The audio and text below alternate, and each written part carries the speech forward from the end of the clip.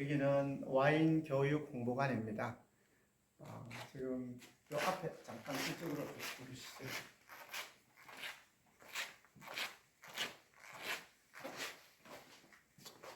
여기 보이시는 이 와인 교육 홍보관이라는 요 글자는요, 대한민국 와인 축제, 우리 전국적으로 유명하죠. 영동군에서 열리는 와인 축제 제1회 대회 때 썼던 홍보 전시관 표시입니다.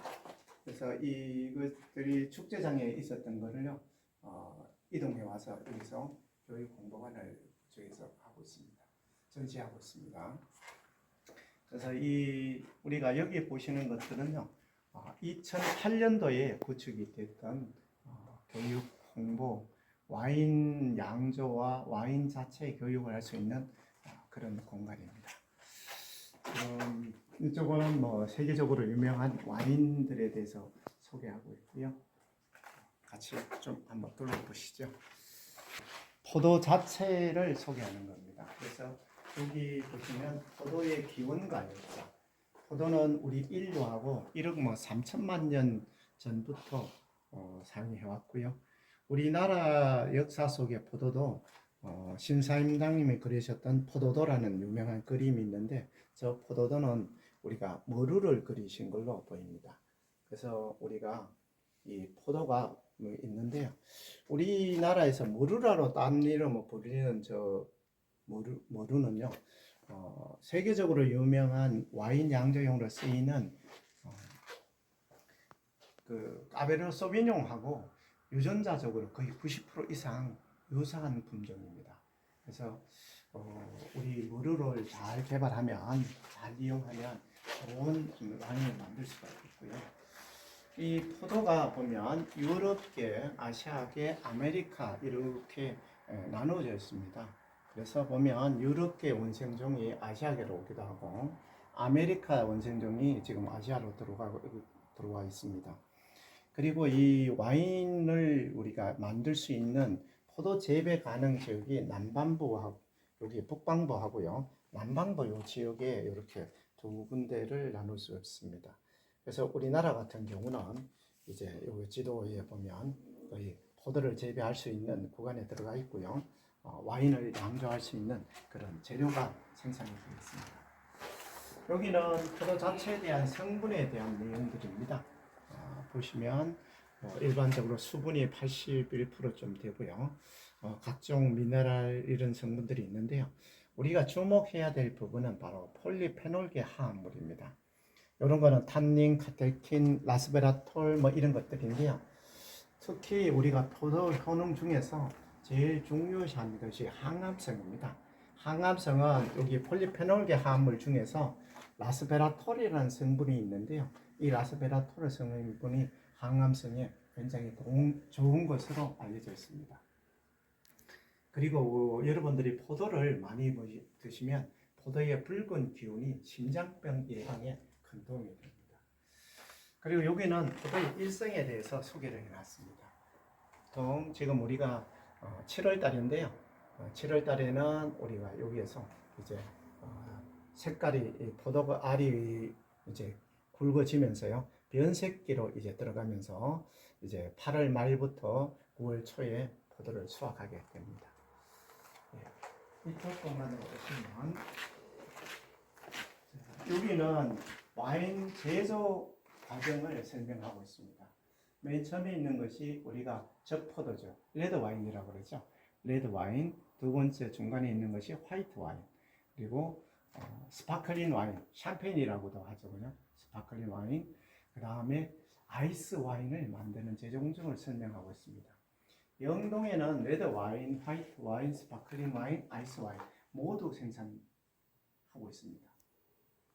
특히 저 아이스 와인은요, 포도 수확을 포도가 얼 수 있는 영하 10도 이하로 떨어졌을 때 수확을 해서 압착을 해서 발효를 시키는데요.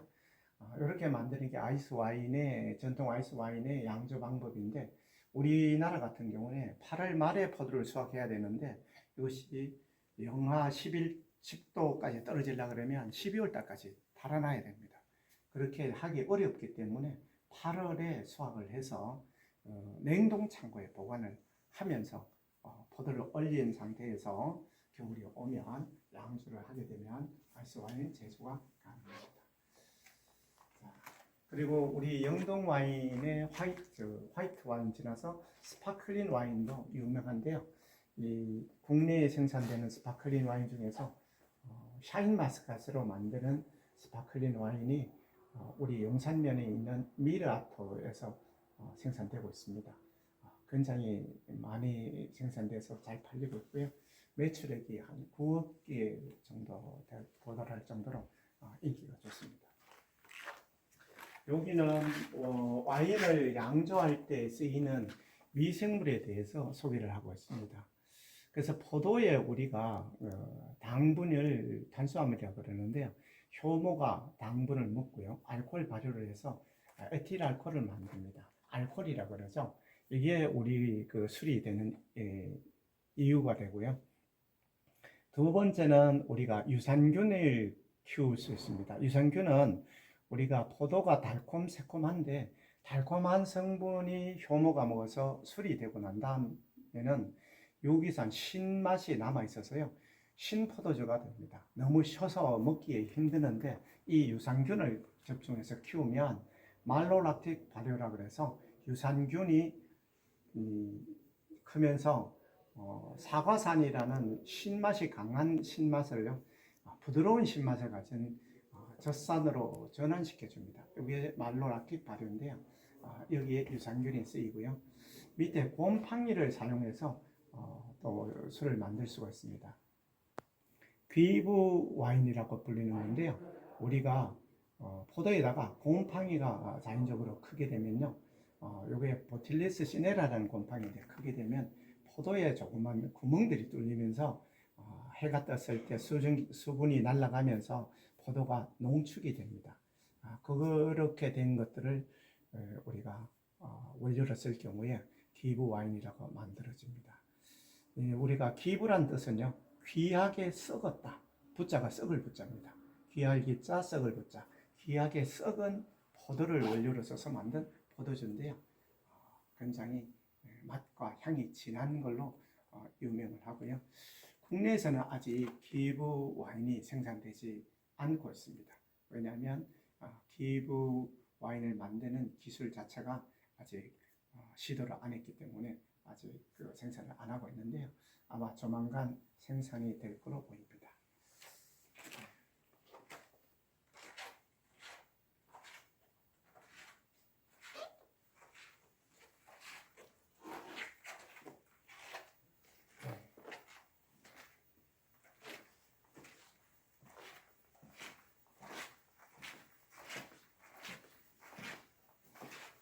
여기는 세계 와인 현황을 소개하는 데인데요. 아래쪽을 보시면 와인도 어떤 잔에 따라 마시느냐에 따라서 맛과 향이 다릅니다. 여기 맨 앞에 있는 이 잔은요, 샴페인 잔입니다. 좁고 긴데 끝에 와서 이렇게 펼쳐져 있는 것처럼 모습을 보입니다. 이 샴페인 잔은 샴페인을 따르게 되면 기포가 끊임없이 올라와 가지고요, 우리가 마시기 위해서 입 가까이 갖다 댔을 때 기포가 터지면서 향을 주는 거고요. 이 안쪽에 보면 제일 큰 잔이 보이실 겁니다. 이 큰 잔은 생긴 모양이 튤립처럼 생겼습니다. 그래서 저 잔은 전문가들이 활용하는 향을 검증할 때 어떤 향을 가진 와인인지 우리가 분석할 때 쓰는 잔인데요. 일정량의 와인을 넣고 스웰링이라고 이렇게 흔들다가 갖다 대면 향이 넓게 올라오면서 넓게 샥 퍼지면 다양한 향들이 우리가 느낄 수가 있습니다. 여기는 와인병을 딸 때, 콜크를 딸 때 쓰는 콜크 따개들을 소개하고 있습니다. 여기에 검게 보이는 이것이 레빗형, 토끼처럼 생겼다 그래서 레빗형이고요.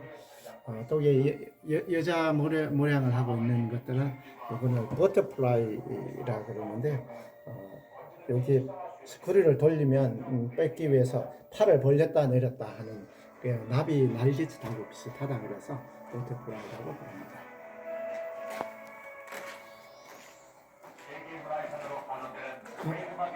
여기까지만.